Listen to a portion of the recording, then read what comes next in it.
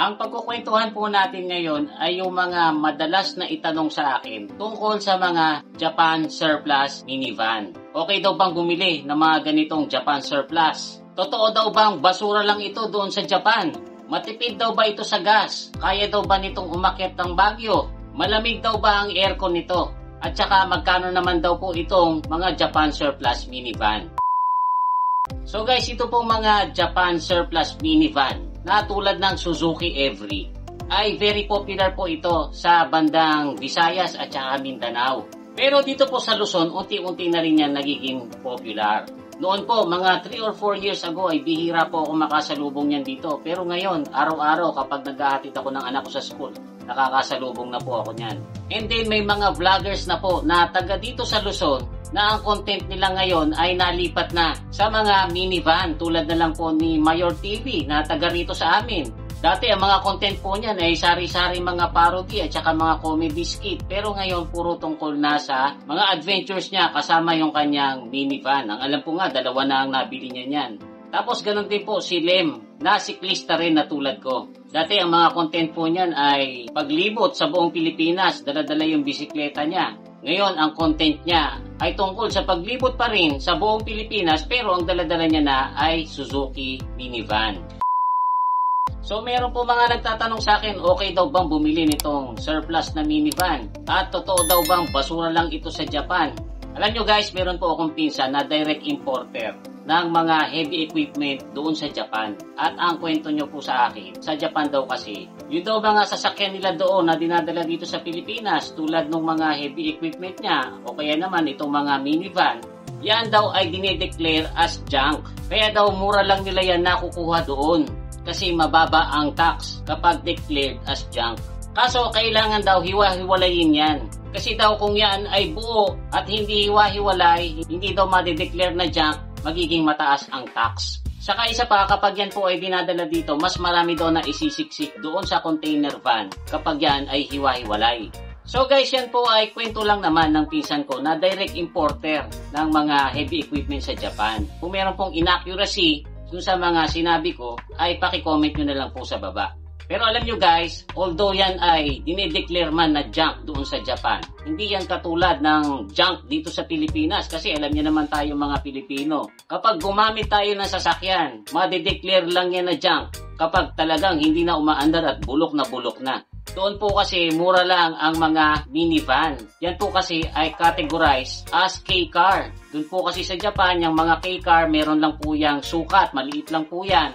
Tapos limited lang din po ang displacement ng makinang nilalagay dyan para siya ma-considered as K-car.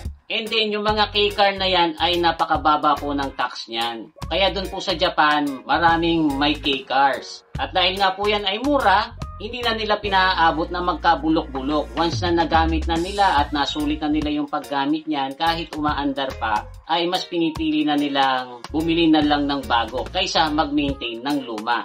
Tapos yung mga pinaglumaan nila, yan naman po, yun napupunta sa atin. Walang iniwan po yan kapag bumili ka ng sapatos na mumurahin sa Shopee. So magagamit mo yan ng mga ilang buwan, kapag nagkaroon na po yan ng sira, malamang na hindi mo na po yan dalhin doon sa nagre-repair na sapatos kasi mura lang naman ang pagkakabili mo at mas gugustuhin mo na bumili na lang ng bago. Kaya ako tatanungin nyo na kung okay lang bang bumili ng Japan surplus na minivan. Ay okay naman, para ka lang din bumibili ng second hand na local na sasakyan. Pag bibili ka niyan, kailangan busisiin mong maigi o kaya naman magsama ka ng mechanic na kikilatis para sa iyo kung hindi ka marunong, para hindi ka makabili ng sablay. Pero may papayo ko sa inyo, kung bibili kayo niyan or magpapabuild kayo niyan, ay doon na kayo pumunta sa matagal lang nagbi-build, yung maayos mag-build, tapos yung merong maayos na after sales service. Tulad na lang guys na ang kaibigan natin at saka kapwa natin vlogger na si Dodong Laagan. Taga Davao po yan. Ang pangalan po ng YouTube channel yan ay Surplus TV. Doon yung makikita yung mga gawa niya. Yung binanggit ko sa inyo kaninang vlogger na si Mayor TV at saka si Lem ay dyan po kumuha ng van. kahit na sila ay taga dito sa Luzon. At kung manonood kayo ng mga vlogs ni Mayor TV at saka ni Lem, makikita nyo doon na kuminsan nagkakaroon din sila ng problema sa daan gamit-gamit yung minivan. At pag dumadating yung mga ganong pagkakataon, tumatawag sila kagad kay Dodong. Si Dodong naman ay nagre-reply agad dyan para masolusyonan kung ano yung problema nila. Kaya makikita nyo si Mayor TV at saka si Lem na nai-enjoy nila ng gusto yung kanilang mga minivan. Panay ang gala at saka paggawa ng content.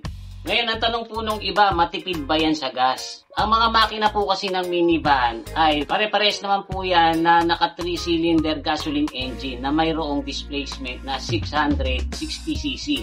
So kung pang city driving lang po ay saktong-sakto lang itong ganitong makina. Matipid po yan sa gas. Ang sabi po ng mga kakilala kong meron yan ay napapaabot nila ng 12 to 14 kilometers sa city. Ngayon sa highway naman daw ay napapaabot nila ng hanggang 18 to 20 kilometers. Depende kung paano ka mag-drive.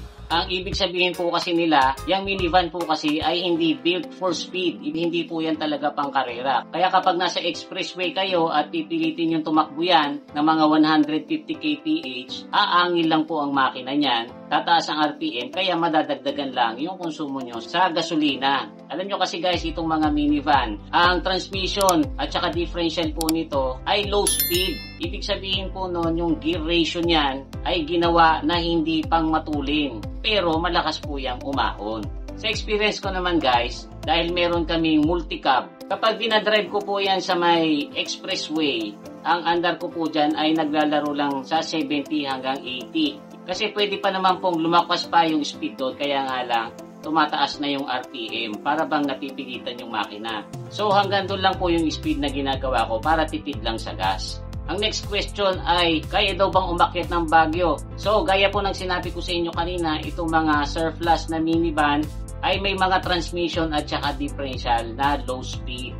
Hindi po yan ginawa para sa speed, pero malalakas po yung umahon. Kasi nakadesign po yan para umahon dun sa mga bundok ng Japan. Kaya yung mga bundok sa atin dito, katulad ng Baguio, ay kaya rin po niyang ahunin. Basta, wag lang kayong mag-overload. Kasi baka naman mamaya sisiksikin nyo ng maraming pasahero yan. Tapos may mga dala-dala pang bagahe. Tsaka kayo pupunta ng Baguio. Ay baka mahirapan lang ng husto yung makina. So kung ano lang po yung load capacity, hanggang dun lang po para makaahon ng maayos. Ang isa pa pong madalas itanong sa akin tungkol dyan ay malamig daw ba ang aircon?